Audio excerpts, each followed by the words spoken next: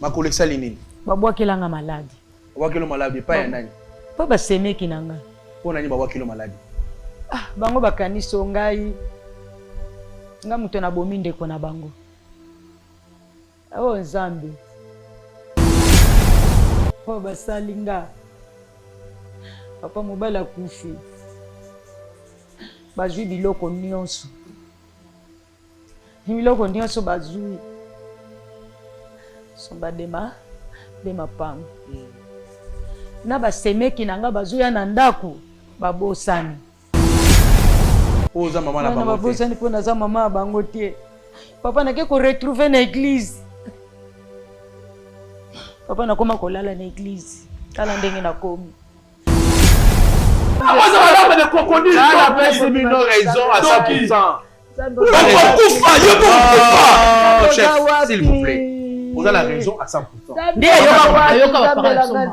bien, ok. Oh yo maman, oh ya salé pour ma parent nga. Dès que kaka na comprendre que mutoboma ba parent na ngai, eza ndoki. Oh yo. So yo comprendre on est nene ba elolenge yo comprendre yango. Et là, il y a une assurance que hier, nous avons pas parlé. Papa, baloba adage moko ya non neuf jours ya monta aussi. Le jour moi ya nzambe. Mutu nyosa za na bandeko na ye, ata mimi bali misatu ye bandato ye ba ye. Et bi famille na ye. Donc ils ont la sakaza ndoki ba bwaka ye na libota na ye. Très bien. Na ye ko se retrouver et pas na biso ya aussi sa biso. Très bien. Maman, s'il vous plaît, tu vas coller là. Maman.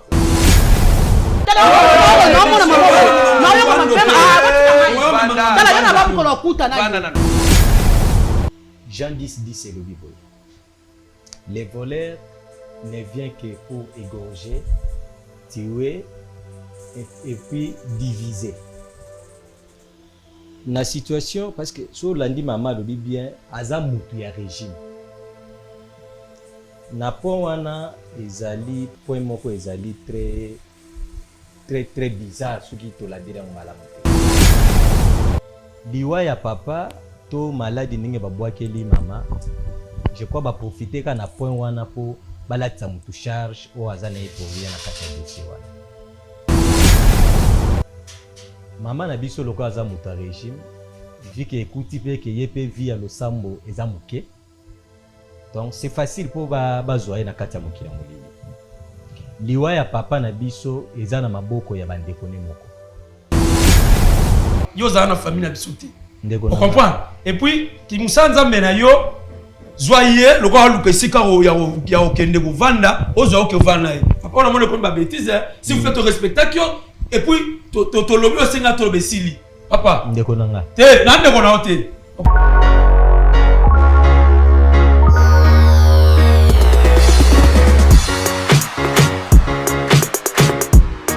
Explorez l'inspirant avec notre carnet de notes bibliques. Disponible dès maintenant sur lulu.com. Prêt à plonger dans une expérience d'inspiration quotidienne tirée des Saintes Écritures? Notre carnet de notes, orné de versets bibliques édifiants sur chaque page, est l'ami idéal pour accompagner votre parcours spirituel. Découvrez des versets soigneusement sélectionnés pour vous guider et vous inspirer chaque jour. Façonné avec précision et conçu pour résister à l'épreuve du temps, ce carnet de notes est un témoignage de durabilité et de style. Que vous preniez des notes, réfléchissiez ou méditiez, ce carnet s'adapte à votre démarche spirituelle. Avec sa couverture élégante et son design bien pensé, il transcende le simple carnet pour devenir un objet de beauté spirituelle. Commandez votre carnet de notes avec versets bibliques sur lulu.com et embrassez une vie où la spiritualité et l'inspiration se rencontrent. Ne manquez pas l'occasion de posséder un carnet qui transforme chaque page en une source d'élévation spirituelle. Commandez maintenant et laissez la sagesse des Écritures illuminer votre parcours. Allez sur la page dont le lien vous est présenté et laissez-vous guider par la sagesse avec notre carnet de notes bibliques sur lulu.com. Pour la version anglaise, trouvez le lien juste à côté. Il y a aussi une autre version de carnet de notes avec mots et citations motivants conçus en français et en anglais que voici avec leur lien. Profitez-en. Que Dieu vous bénisse. Lelo na Kinshasa, eza lisusu pasité ya kolonga la statue ya locateur. Peko koma nkolo lopango. Occasion à ne pas rater. Bas terrain à vendre, y a bas dimension. Lokola 20 sur 20, 20 sur 17, 20 sur 15. Na quartier Pibois, commune et en télé. À un prix hors concurrence. inutile ya kokende musika. Rejoignez-nous na nouvelle cité exaucée patience. Préférence juste na entrée Singaya Inga na Bibwa à 20 minutes ya grande route na Simaya concession Niembo Chabani. Ba abonné nyonso chez Biso Télévision, ou ezali cadeau pour na bino ta côté na ba bureau ya quartier na se renseigner en tout cas mabele yango yo. Cadastre mamunyoso normal na prix moko abordable. Donc wela déjà benganga na lombango po ozapesika na yo. Bino bomoni kenga mona tamboli. Na tamboli mai ezali peso lingo esika ya mai ezali. Esika ma ya plat ezali olingo mona ngomba donc tout ezali awa. Donc bobenga biso na lombango. Shiki mukadi yeyo na mabele na kiti ya musika te. Bibwa donc entrée à station Bibwa Koti 10 minutes et belé au commune Sikawana. Quartier Bibwa, ils ont déjà habité depuis Kala. Courant na Maï et Kota déjà Kala. Profitez na occasion Oyo pour Okoma propriétaire Yalopango. Pour tout contact, bengabiso na numéro Oyo plus 243 82 01 22 226. Troubles du système immunitaire, chute de tension, maux de tête, fatigue, perte de poids, frigidité et diarrhée. Dites adieu aux inconforts et retrouvez une nouvelle jeunesse avec une tasse de Maxi Bien-être au quotidien. Une solution bio composée de plantes traditionnelles, 100% naturelle et reconnue pour sa vertu. Une formule adaptée pour hommes et femmes. Depuis plus de 10 ans, le Maxi Bien-être Café renforce le système immunitaire, restaure la fatigue physique, améliore le sommeil, aide à stabiliser la tension et la glycémie, nettoie les reins, soulage l'hémorroïde et la constipation. Chez les hommes, le Maxi Bien-être restaure le dysfonctionnement sexuel, l'impuissance et l'éjaculation précoce. Maxi Bien-être est disponible partout dans le monde. Passez vos commandes sur www.maxibienetre.com.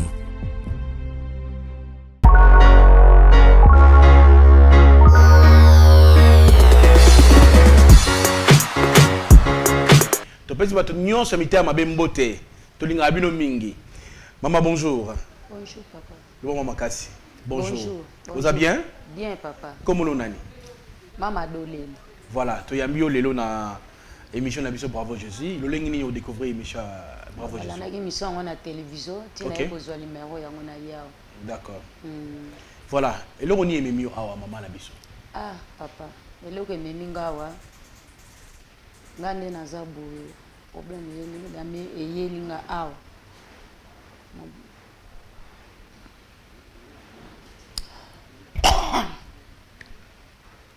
Nazaki na libala mbaya nanga na witamboka koyana yaki awa doki mobaya nanga nazaki lokola mwana musala.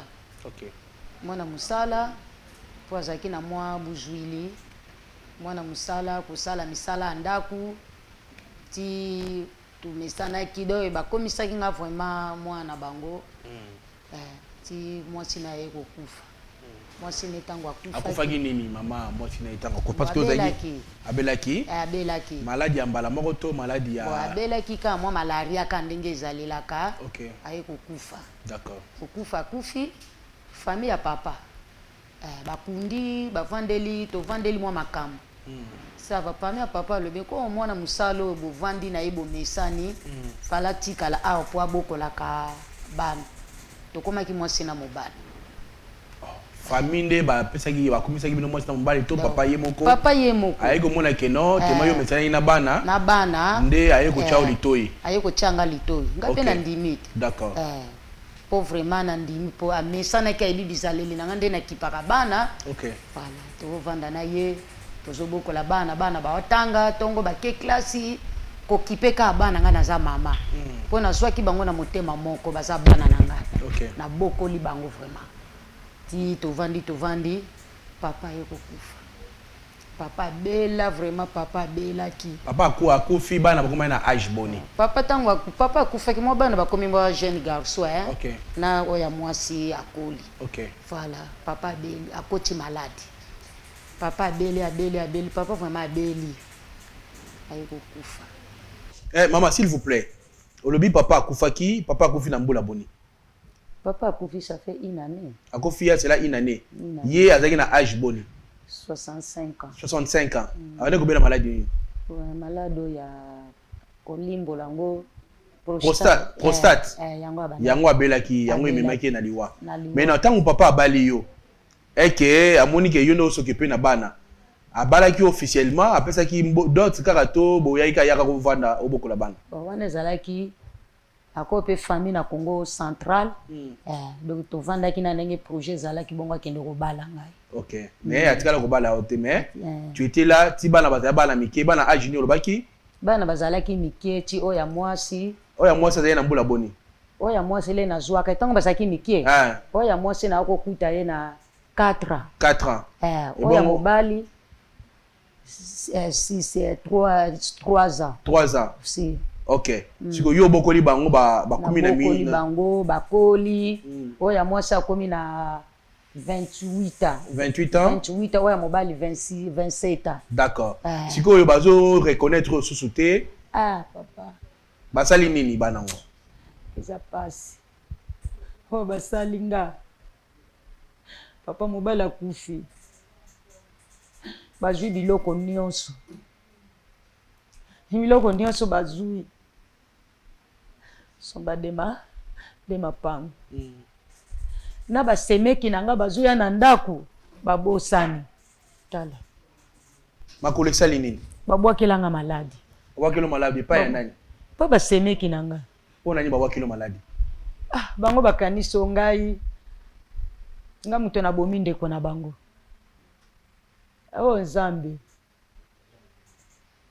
nayebi eloko te bana babengani nga babwaki biloko nyonso libanda bana babengani nga maintenant bana wana tang babengani yo na ozi bango bana mike ba reconnaître bolamo osali bango te babosani papa bokoli bango bakoli babosani wana bazolo bana oni ni kati tang balobi na nga bayebi nga te nga yo za mama na biso te babosani wana Nzambe oyo yo na papa bobotaki te papa tobotaki te wani bobotaki te papa lobaki tobokola bana OK tobokola bana yango wana papa lobata tobota na biso to metobokola bana ngape na ndimite bana lobi bakosunga ngati OK mais bana babosani ba sacrifice ozayi pepe bana babosani papa oza mama na bango bana babosani po na za mama bango te papa nake ko retrouver na église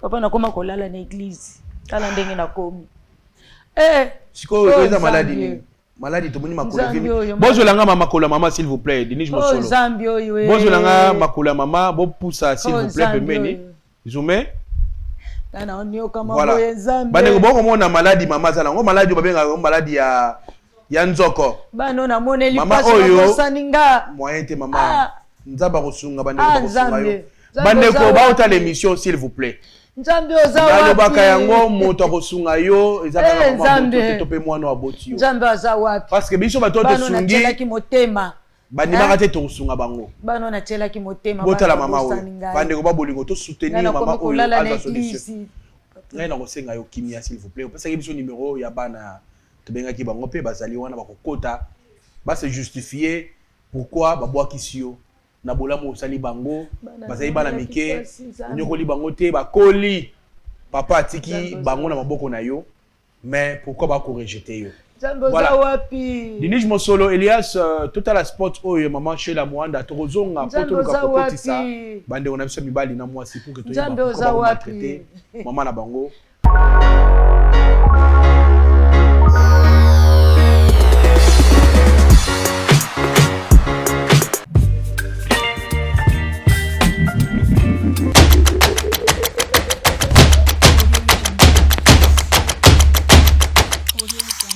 Selon Matthieu 25, 35 à 40, la Bible nous dit, j'avais manqué où dormir, tu ne m'avais pas donné où dormir. J'avais manqué à manger, tu ne m'avais pas donné. J'étais en prison, tu n'étais pas venu me rendre visite.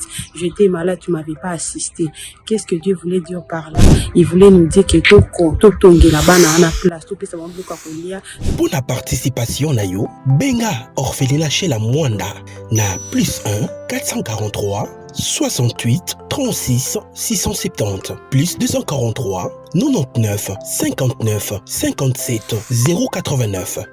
tout sunga bango na air maladie, tout soutenir bango na école, tout soutenir bango na nyonso bien aimé dans le Seigneur. Nzamba sunga biso ton na yo, libaya na yo, sima na yo et construit place ba président bakola la ba ministre bakola la ba pasteur bakola la et ba serviteur de Dieu ba servant de Dieu bakola la ba na balabala nazo bonde la biso nyonso tout tient la main dans la main pour tout construire place on a nzamba kozwa le combo. Alors je voulais vraiment annoncer à tout le monde de la bonne volonté de le faire pour la gloire de Dieu. Que Dieu vous bénisse.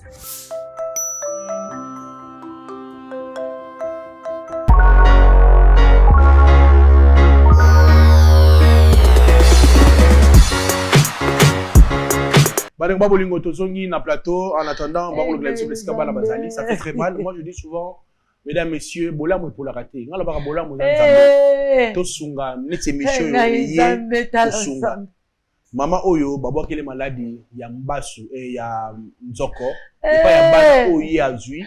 Bana ko bake azambanda ya mama na bango bana ba se révolter aussi longtemps yé a se sacrifier aboyi ko bota pona kolisa bana wana ubali oyo ye papa bana wana sengaka ye bakolisa bana oete bana wana lobi ba wepe kosunga katala le bana babaluki toyeba qu'est-ce qui se passe. Maman batela kimia s'il vous plaît, batela kimia, pardon vraiment la signor kimia boko tela ngai bandeko na biso sur baza après baya s'il vous plaît. Moi je vais m'asseoir ici, je vais m'asseoir ici là, voilà. Boko tela ngai bango s'il vous plaît.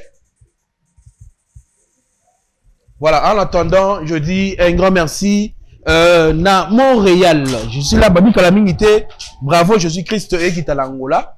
Voilà, Baza. Voilà. Voyez, madame, on a émission Nabiso. Venez, s'il vous plaît, les enfants. Approchez.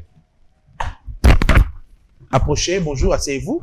Bonjour. Bonjour. On a bien la grande. On a bien. Toyambiro. Yaya Vanda. Voilà. Bravo, Jésus na Angola, d'ici là. Tout vous a accueilli par Montréal. Bijou Barizim, Garizim, voulais-je dire, après ma mission en Angola, poété. Bravo, José qui est en Angola. Merci beaucoup, Montréal. Yaya, n'a bibino? Boye billet? Donc, si tu es là, ah, vite. Pourquoi? Si on avait besoin de faire s'il vous plaît. Non, s'il vous plaît. S'il vous plaît. Battez la kimia, s'il vous plaît. Chef.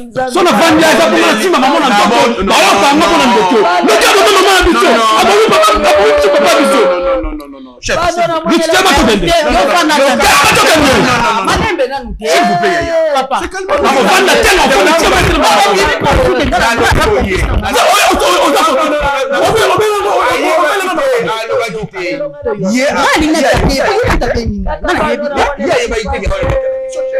S'il vous plaît, Yaya. C'est calme maintenant, s'il vous plaît. Hein? Kitana, s'il vous plaît.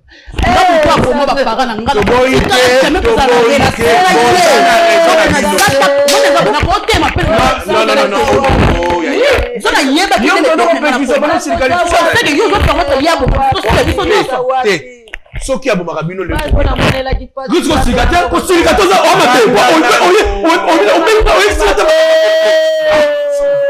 on est responsable. Chef de famille. Chef,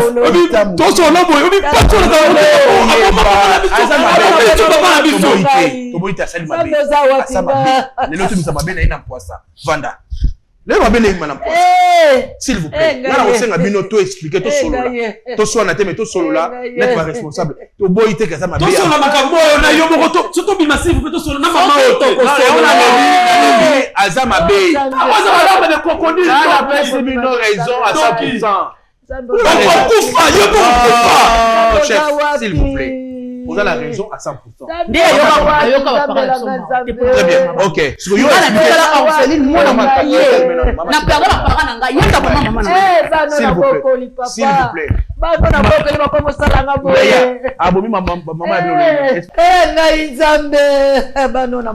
plaît. La grande, s'il vous plaît.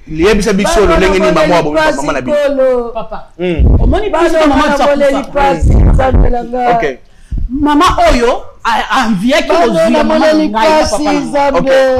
na posa ya libala abomi maman na ngai abomi maman na ngai papa zwaki ye papa ko la biso ndoki ya maman Oyo amvute papa la biso papa za komisi mwasi na ye na ba kisi na ya mboko na komindoki ale atsuki ka wana te aye ko mama na papa na biso po aluka ke aye rite biloko nyoso Nana boko libino déjà vous avez pas avec beaucoup na papa bien muto boko la biso za ndoki oyo OK yeza ki mwa papa la bino muta senga ki ye parce que ça la bino n'est-ce pas oui c'est que la bonne biso da ki bonne biso do ko c'est la biso da ça maman kufa OK loko ya ki ya yeba ki biso a côté ça mvutima na miso papa a dominer papa comme que papa na OK il faut papa nga ko bala dominer bano nga na moneli pasi allez donc papa e ko kufa bande ko papa pe ba bio on tika boko il faut ba yeba liwezo buta wala la komindoki za mama kufi atiki bana papa ou papa ça beli 10 ans OK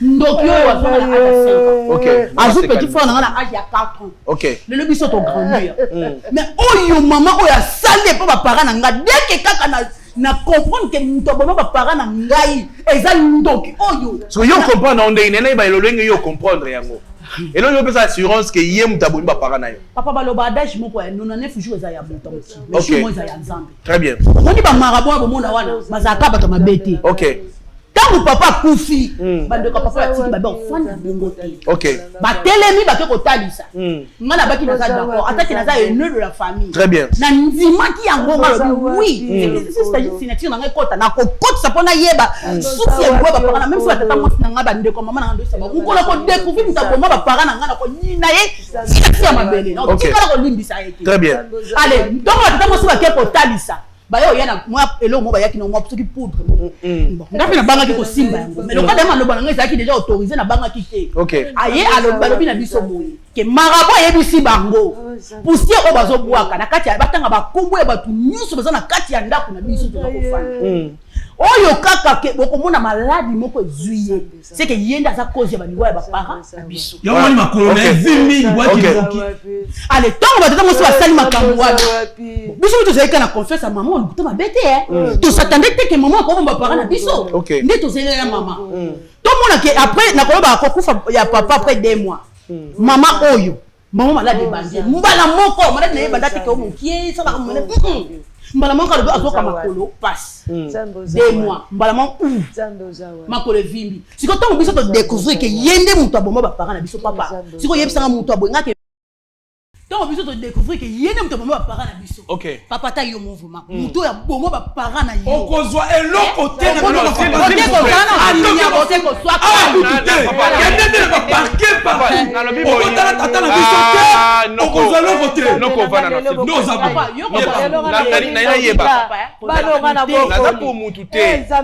est-ce que bino bokoki ko se souvenir na bolama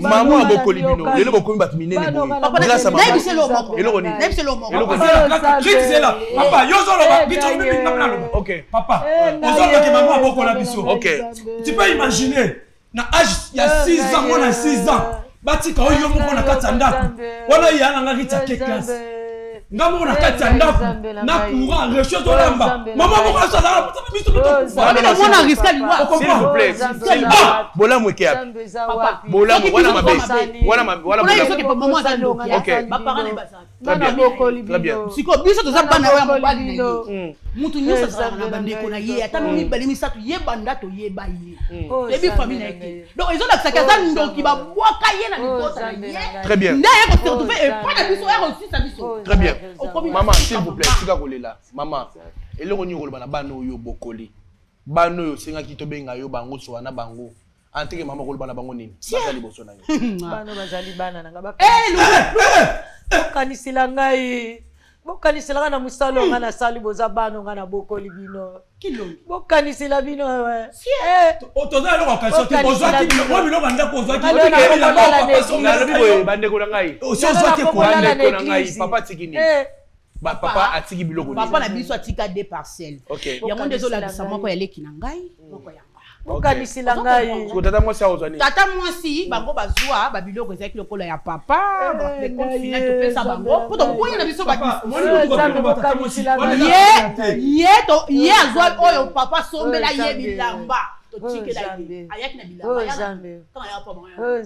yeba sikoyo ntango boteka lopango paze boteki lopango moko famille bana pane est-ce ayebi soki église akende kovanda mpe bakangi ye ndoki bokanisela ngai nzambe c'est faux. Faut pas qu'on cause ça macabre parce que moi j'ai le temps il y a aucun écouter la macabre. Oh papa. La solo là qui n'a pas. Elle a la faux, elle a la vraie. Hier à cause de l'autre côté. Ok, problème T. Si tu le maman, est-ce que vous avez que vous avez la maudit? Boza maman la bino. Ah bon maman la bino. Ah bon maman bino la nini? Ah bon maman la bino. La nini ah bon maman bino. Tala makolo tala ndoki. Papa, ayaki mwana mosala. Azo kwa mvie maman biso na libala na ye. Yo ye mwana mosala ole otala na salaire na yo. Yo envie maman na biso na libala na ye.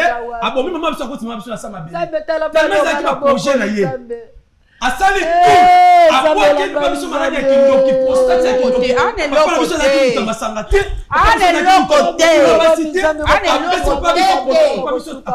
Prostate ezara muso za ça dépend ya na mikolo bilo otolia pe régime pe. Parce que régime papa ya respecter. Na lotu na bino boye. Ngai na otu na bino. Tango kepa nganga mama oyo ana poma nzoko. Na makolo. Kasi mabene yango le yo manzoko ba ba na kati église mama nanga. Yo bino te no. Na kati église ba okela mutu malade amba. Iyo satana ka nzambe ko tika satana ko talo. Tokene malembe. Tika ba kamwana ko ko sa mo église ko tika papa. Maintenant, tango ye tata mwasi yango, il fallait suna yeba ki mena na benge pe. Ye tata mwasi yango. Oya mama ngino na. Mama s'il vous plaît tika kolela. Tika kolela mama. Azo lela ne pe en. Moi misunu yaya. Tout se paye ici. Pose à libre. Yaya s'il vous plaît. Tout se paye ici bas. Moi maman oyo. Non. Oyo ko nzamba ko permettre bi mama la Dieu soyez. Et puis bon bino bozala, bon comprendre vie mususu. Qu'est-ce qu'on comprend qu'il y a ça ndoki? Ça va. Té, bon comprendre que na beaucoup bas. Na pour maman té. Moi je suis au milieu du village. Maintenant on t'a laissé bino. Ba réaction nous peut-être besoin na raison. Et comme nous on attend. Bon que na makamne bon. S'il vous plaît. Maman oyo a maman mukolo. Soki bo encadrer maman oyo. A okene na. Ah je sais plus. Toi cadrer ya biso lisusu. Mais bo che bo libanda pona ni. Bo penser ne fils. Ah que comme famille na pesa utanga na ba Congo kuna. Mais famille na ye okene luka wapi? Est-ce que mobali na ye wa zali papa na bino abalele wapi kasi. Libeko elobi batu. Biso to non c'est la maman na biso pas biso basala mari civil babala na officiel ba la famba yebi. Ye alo bataki Michel. Azoka. Maman.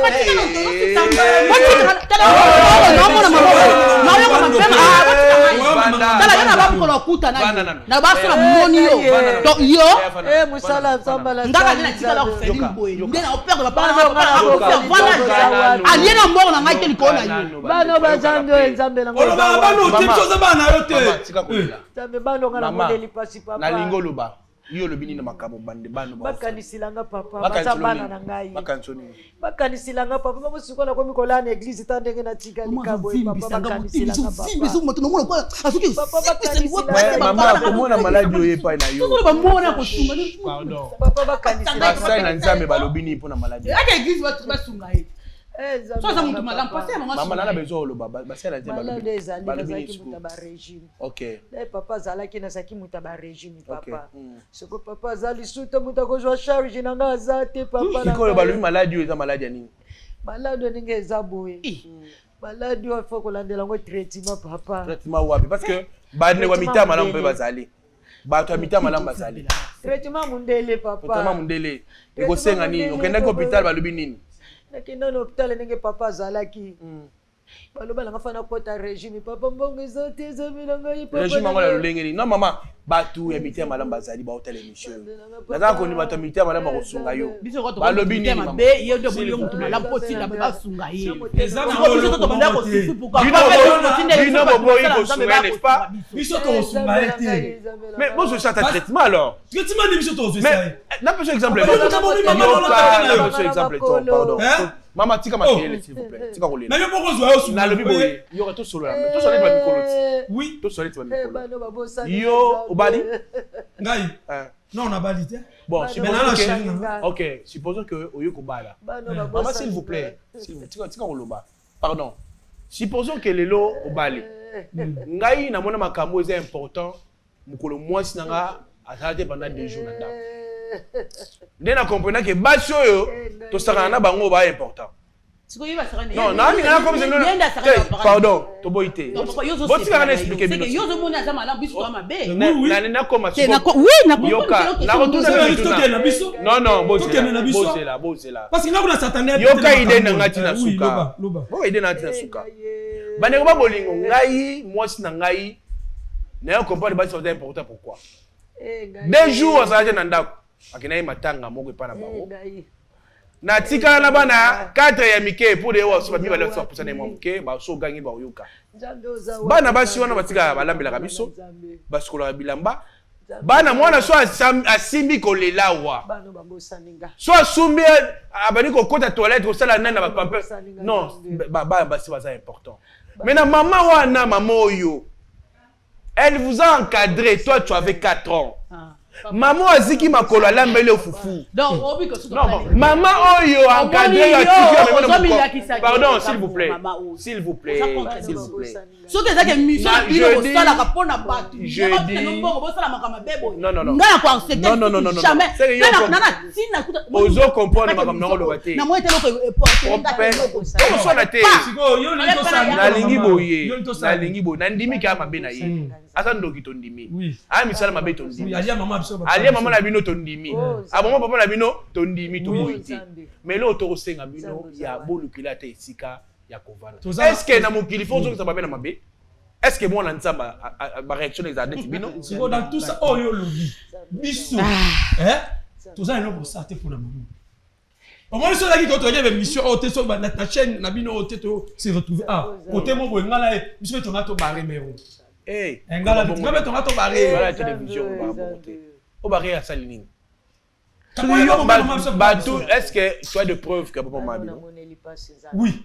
Une preuve ezali. Quand il a eu maladie bonne parce que les jours oyo marabouana lobaki makambo ya pour ça cérémonie ya zaki bien accepta ki yango azaki bien accepta ki yango sikoyo pourquoi kaka tangu cérémonie wana esalami après ye aye ko se retrouver yebsanga parce que na début azaki bien attaque le mur de la famille très bien attaque le mur de la famille na lobby NON avec le roti bokanisila ngai Nzambe Yaya yakala s'il vous plaît Vana Yaya yo zo mo bali to so ante ba intellectuel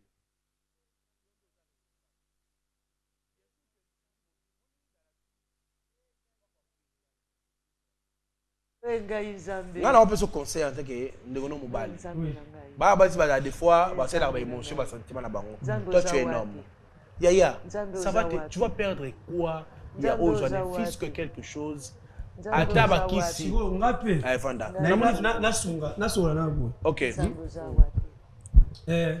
moni tu as fonction micro moni moni obiso to yoka yo zo kangoti OK parce que yo kufela baboti ndo vandi bo bakufa bango nso bakufa déjà kala tongo bakufa sikoyo ne baboti no bakufa ba présenter pena mutu asala ke po baboti no bakufa le bazala te papa obi ko perdre baboti na samoyi oyo yobi opso to yoka te est-ce que tata moi ça manipuler binote bobo ya mama oyo te tata la manipuler binote bobo ça mutu moko ta manipuler papa Fabien Kota s'il vous plaît soit koya papa Fabien Kota mutu moko ta manipuler biso c'est juste ça maman oyo nde mutu aboma ba parents pour a bénéficier na bobengo tata alors akotika la kozwa yango te c'est tout le kokena ngai OK kokende te non ngala c'est pas non parce que tikali c'est ça être un homme mobali ajustement les araboui ngala c'est parce que tolobi belé non nga s'attendait te na makambo ajustement na yo na c'est pas non parce que vous êtes un homme na omoni ngala kosenga yo na komona bolimo ya Nzambe.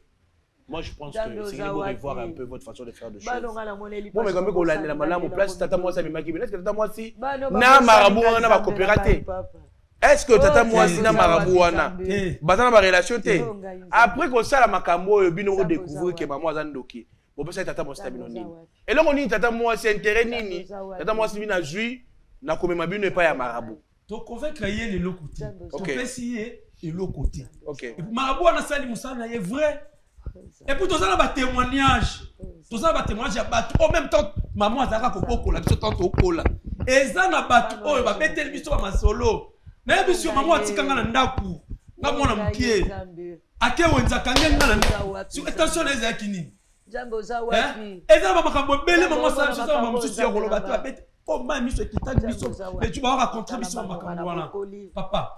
Ayaka domestique, atika la domestique, le roi bomaki tata la maman se pas bénéficier. Au kozwa elo côté maman. On comprend? Papa Fabien s'il vous plaît Yaka. Ngalo rep sayo. Ozana loko okozwa te. S'il vous plaît Yaka. Papa Fabien, to bato bomo musala Nzambe ya. Ozana loko okozwa te. OK. Vous comprenez? OK. Ah vous le côté, on a des gens en souka là. Oui. OK, merci beaucoup. Zela Vanda Kawana. Papa Fabien Yaka pour ça s'il vous plaît. Vanda. Bonjour. Thomas Zoya. Bonjour. Zoya Isika. Toyambi yo papa na émission d'Abiso ya moko alelo na banzo la ni débat ndenge koleka bandeko ba rejeter maman o yo mo bokoli parce que ata maman la bango te tata moi ça même bango na ndako nganga lobi abwaka maladie suki na ndako wana mutu azui maladie c'est que yende abomaki ba parents na bango mais coïncide que ndeko maman na biso makolo vimbie azui maladie ya nzoko en tant que Moussa na Nzambe. En tant que Moutamulimo, yo monyon le lengini makamone okende. Merci beaucoup papa Chic pour na maloba. Je crois na okende kana lombango. Jean 10 c'est le biboy.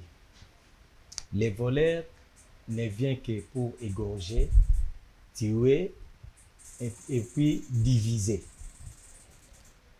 Na situation parce que sur lundi maman le bien azamutu ya régime. Na point wana ezali point moko ezali très bizarre ce qui to la dire en malamuté. Bomengo ya papa ninga kufi ezaki visé na bato ebele. Ezaki visé na bato ebele. Je crois bandeko. Là tu as micro côté Thomas Fabien. Ah merci. Merci beaucoup. Oui, je disais bomengo ya papa ezaki visé et pas ya bato ebele parce que soko landi okoyoka lisolo bien que papa tant wakufi ba misusu bazwaki ba décompte final ba misusu bazwaki o nyonso o papa azalaki nango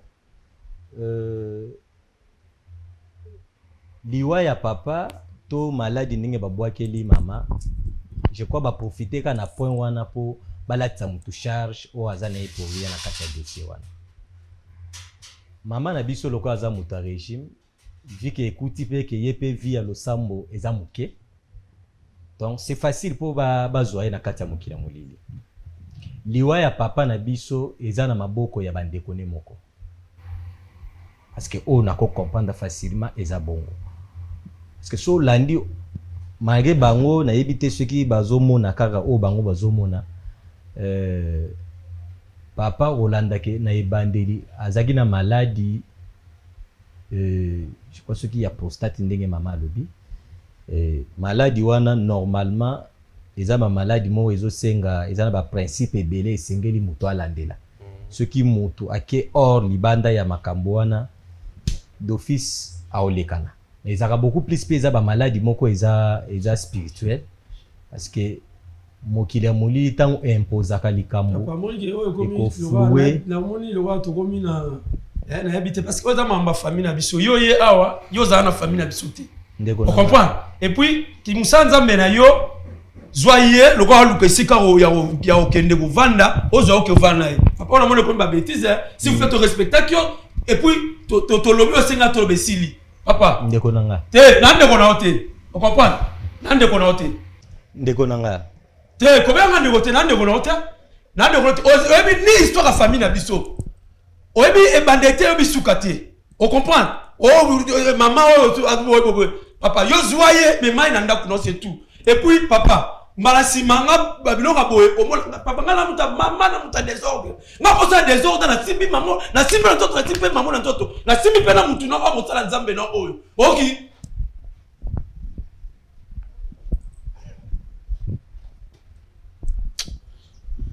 Mane ba bolingo bolimbisa, il y a des choses qui se passent na mboka na biso na mona on na Congo hein. Moi je pense que bato bazaki envoûté. C'est l'envoûtement parce que c'est anormal. Comment on a ngalo bakabandeko bana nyonso yo nani maman soit disant maman biso za mbanda et tout ba bokola il faut faire attention. Soki papa poni moi si ton maman poni mobali bon respecter net papa la bino net maman la bino parce que tu es bilobité s'il vous plaît. Bana nyonso oyo bo respectaka ba soit disant ba marâtre na bino teto pa ba papa la mususu il faut faire attention. Nga lobi ke maman oyo si bana nga ya par nga commentaire bo ko chapo to commentaire pour to yebane to me makambo. Mais moi je vois que bana mi balo bazaki a fouté. Ba to man habité hein quand nengo lobi baza a fouté. C'est anormal. C'est parce que nga pe na sisa ki penser o nazaki na ngote eza ba œuvre ya Molili de omoni na bandi na Jean 10:10 parce que na moment ko landa ndenge baza il n'arrive pas ya kotala la voix de la raison. Supposons ndenge balobi ke mama azandoki ndenge balobi. Comment se fait-il akoki kokolisa bango komisa bango tina ajo? Ezalika po azaleki na posa abongisa bango bakoma ba sacrifice ya malamu. Ota bango ko bakola bien ba mbali ba olia bango. Non. Baza je crois baza manipuler na ndenge ke mususu bango pour le moment bazoye bango na nte. C'est pour cela il est très important ko kolisa bana na kati na Yesu. Il est très important. Parce que envoûtement je crois et sika premièrement ka tango ba rater maman na bango na vie na bango parce que beaucoup plus yana ba éducation ebele ezaka acheminer na vie ya bato ceux qui maman azali na pembeni ya bana na ye. Éducation au mona ke maman nde azaka tout le temps wana pona kolandela mwana azokola ndenge ni vie spirituelle ne ezandenge ni koyoka zoloba ke aza mutu ya désordre c'est normal. C'est tout un esprit où evandikati ya mutu do e komisaka ye na ndenge ke amonaka nyonso aza capable ya gérer yango oyo ngana koloba parce que ndenge Bible lobi ke peuple ezokufa parce que bozangi eza kati na ye. Je crois eza nango ignorance mutu ezolobisa ye mais les jours ako comprenaka vraie vérité ya makambo ezokomela bango na famille. Je crois même atanga ko ya kosenga pardon akoluka nzambe po asenga nzambe pardon na nyonso lobi. Je crois na kolobaka nzamba yo kelemawa abimisa bango na kati ya libulu bisika basali. Comme je disais makambu nyonso ti eza orchestré très bien canalisé pour bakende komi livrer na maboko ya munguna. Comment se fait-il likambu na ndenge nyonso esalemi wana po ba trouver vérité ya liwa ya ndeko na bango fo bakende epa za nani epa ya nganga. C'est pas normal. Siko nganga solution à payer ces actes boire maladie. Je ne crois pas. Ils n'ont fait que quoi activer kaka porte oyo bazeki na posa balati ce quoi envoûtement na kati ya bomo ya bana. Parce que mona balobi bien data moi ça lobi soki kaka bino bolobi bo pesi accès pour tout ça la nyonso. Po ndoki na vinding eza boye akoya jamais aloka mutu bo soki mutu afongole les portes. Voilà, merci beaucoup papa Fabien. Thomas, le niveau est comme il est. Dis-moi solo, c'est rien à ma colo yo apene. Moi solo, c'est rien à awa. La caméra s'il vous plaît. Yao c'est rien à la caméra s'il vous plaît. Moni Thomas Fabien. Oui. Na ma bonne delina nous, na bandi ceux qui moyen kozala. Kozana maman apene pour na ma prière. C'est rien ma colo s'il vous plaît. C'est rien à ma colo maman. Ça la moqué, joie oyo. Matomola makolo. Mais bon ni moment ni makolo ngo ezali. Donc c'est une maman qui est tout d'abord en hôpital. Nga le baraban soko banani wana ya na maladie. Après go traiter ngo, il go senga azo ba soins médicaux. Donc esengeli après ba prière na Thomas ba okende siko na ka ya consultation to luka koyeba mama esengeni aleka mbangu na hôpital yango to senga tintani nde balobaka toujours papa Fabien ni no koloba pona bandeko oyo ari ko soutenir mama po akende mbongo nyonso on va envoyer ça oyo moi lisungi et pas papa Fabien do yende a opesa ba coordonnées nyonso ba numéro de téléphone tu ba lolenge ni mbongo ekoye pas Fabien après nde papa Fabien a opesa bino montant ekoki to pe ba osenga na hôpital pour ndeko azwa soin na niveau ya hôpital biso tali ba na nzambe c'est to soutenir ba faible donc tu ko tika yebongo te aujourd'hui makolo c'est bon faut de makolo mi balé voilà ba moni de près alors papa Fabien ni no koloba pona ndeko na biso azana plateau et puis to pese be maloba. Oui, merci beaucoup papa Chic. Je crois pour un point oyo des fois médecin akoki ko sa diagnostic mais nzambe mutu abikisaka na makambo susu. Mais na point ya mama ndenga lobi ke eza makambo ya mindele je crois bandeko nyonso oyo batondisami na mutema malamu bakota pe dossier à maman oyo parce que comme on a un âge je crois déjà avancé déjà vers le troisième âge déjà ndenge tozomona oyo nyonso akokana asala bolamu na mama oyo je crois nzamba lola pe akotala ye na misu ne ya bonzambe parce que omoni pour moment oyo tozokende tokomi déjà na décembre oyo eza moment ya ba réclamation to eza moment ya ba mabota oyo ezalaki etekamaki eza moment oyo monde des ténèbres eke kofongola livre de souvenirs ya bavente oyo esalemaka spirituellement je crois à travers peut-être ezala comme offrande comme aumône oyo moto akoki kosala je crois nzambe akokanisa mpe na lolenge moko boye parce que eza parmi ba œuvre ya malamu oyo des fois nzambe akokanisa biso une fois na vie par rapport ya bolamu tosalaka bandeko. Alors kanisa mama oyo tolukele place à kovanda tolandela soin na ye spirituellement on va faire ce qu'on peut faire selon grâce ndenge nzamba pesi mais na makambo nyonso il y a toujours part spirituelle il y a aussi part physique na oyo nzamba pesi biso comme makoki tokosala oyo ekoki pona losambo parce que banzoko ndenge eza boye eza biloko mo eza tellement trop démoniaque toyebi ke nzamba kosala na lolenge ya bonzambe na ye mais biso pe au moins tosala na part na biso. Merci beaucoup papa Fabien. Maman yo bano asuki zanini bato ba otala yo lancer message ya SOS. Papa kaka ndenge kandenge uchiolekawa bana ndenge ba décider eloko nde esika kovanda. Donc yo gout pona biloko lobi neni on a bosenga te ba bien matériel ya monde ba bien oyo neti ya mapango ba mapango eza biloko mokili ya biloko mokili ba welela bazwa. OK sa nzamba kotika ngati. OK wow merci beaucoup maman nzamba kotika yote nzamba kosima mitema bato.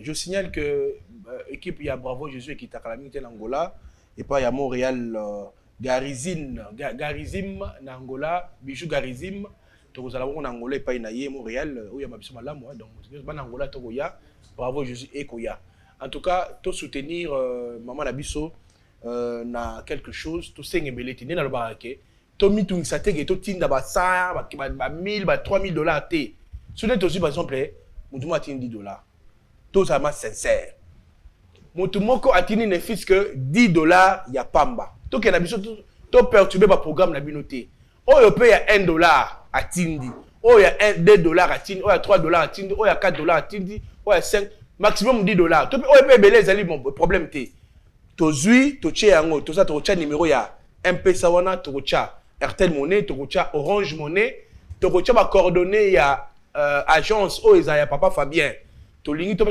montant pour être to soutenir maman oyo s'il vous plaît to lingi maman oyo aya ko tatola na ba prière à papa Fabien nzenzamba ko sela ye na ba kisi na aide maman oyo akozala bonne santé et le coup me kozonga ka epa ya nzambe pa ya nzakomba. Moi je vous dis un grand merci na ndenge bolela émission Bravo Jésus Christ soki mpe olingi osoutenir émission mpe parfois Jésus Christ ekozala malamu mingi tokoteli mbala nsima soki Jésus Christ azongi te. Bye bye.